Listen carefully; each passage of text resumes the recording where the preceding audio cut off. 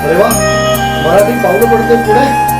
पंकज, अरे पंकज, उठ बाळा, अजून किती वेळ झोपून राहणार आहेस? अगं कशाला ओरडते सुनबाई? उठेल तो, त्याला पाहिजे तेव्हा. पाहिजे तेव्हा म्हणजे उठवताना रात्रभर वेब सिरीज पाहत बसायच्या आणि दुसऱ्या दिवशी हे असं लोळत पडायचं. अरे घर आहे की धर्मशाळा? अरे हो हो, कशाला उगाच ओरडतोस बाळा? पंक्या, ए पंक्या, उठ रे. काय ग आजी, मस्तपैकी झोपलो होतो ना. आता उठतोच का घालू पेकाटातला? उठतो.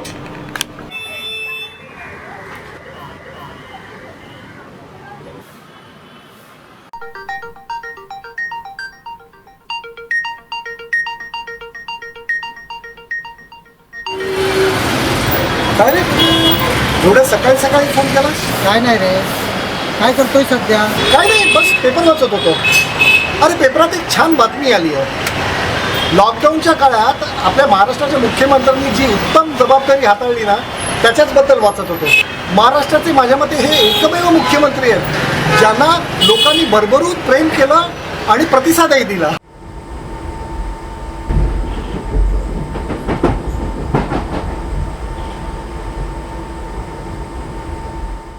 अगं आजी, हे काय करतेस तू? दे इकडे, इकडे दे, मी कर. आणि हे घे, तुझ्यासाठी गिफ्ट आणलंय. गिफ्ट? हा, काय? हे बघ, सॅनिटायझर. बाई, हा. हे नवीन कंपनीचं दिसतंय. अगं आजी, हे सॅनिटायझर हातावरती घेऊन हात स्वच्छ करायचे असतात.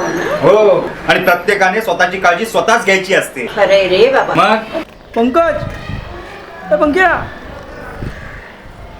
काय रे गण्या, काय झालं? काय नाही, सांगतो तुला, ती खाली ये. हा, आलो आलो, थांब. अरे आता कुठे निघालास? नाश्ता तरी करून जा. अगं आई, आलो पटकन.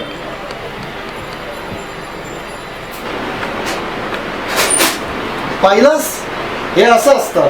याच्या मित्राने हाक मारली की चालला लगेच उमगायला, पण तेच आपण काही काम सांगितलं की लगेच नकार घंटा. पंकज, आठवतात ना लॉकडाऊनचे दिवस?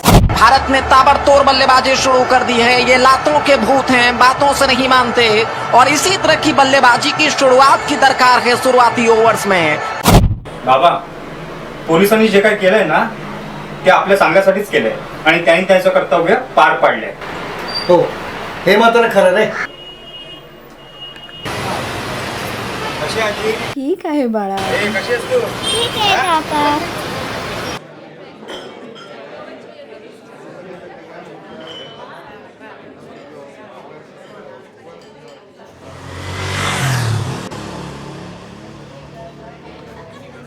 काय रे गण्या, एवढ्या घाईघाईत खाली बोलवलंस?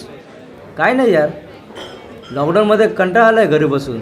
चल, हॉटेल उघडली आहेत, मस्तपैकी नाश्ता करूया. हो ना यार, बऱ्याच दिवसानंतर चमचमीत खायला मिळणार आहे. हो रे, नाहीतर काय, नुसता कंटाळा आलाय घरी बसून. हां. ओ शिट, आता काय झालं? सॅनिटायझर विसरलो घरी. आहे माझ्याकडे. हां, दे मग. अरे, हे काय झालं तुझ्या हाताला? अरे काही नाही रे, 4-5 महिन्यापासून हे असे सफेद डाग दिसत आहे. एक काम करूया, माझ्या ओळखीचे एक स्किन स्पेशालिस्ट आहेत, डॉक्टर किरण कुडाळकर. आपण त्यांच्याकडे जाऊया. हो ठीक आहे, चल. चल.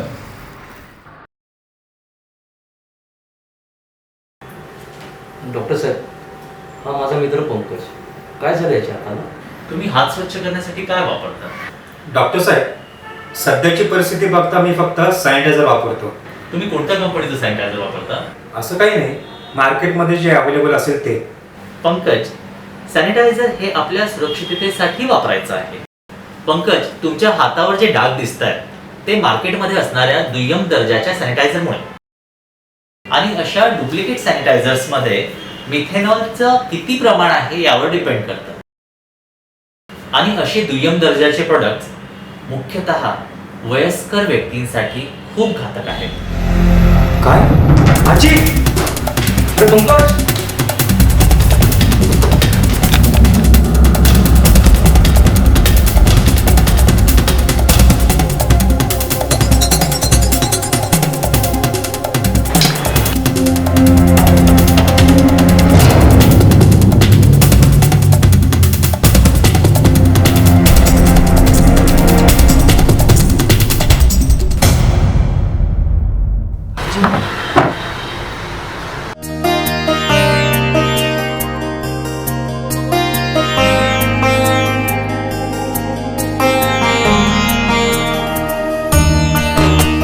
चमकणारी वस्तू कधीही हिरा नसते.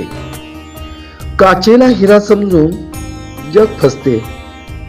आजी आणि नातवाचं नातं युगायुगाचं एक सुख. कारण बनतं आयुष्य उद्ध्वस्तेचं.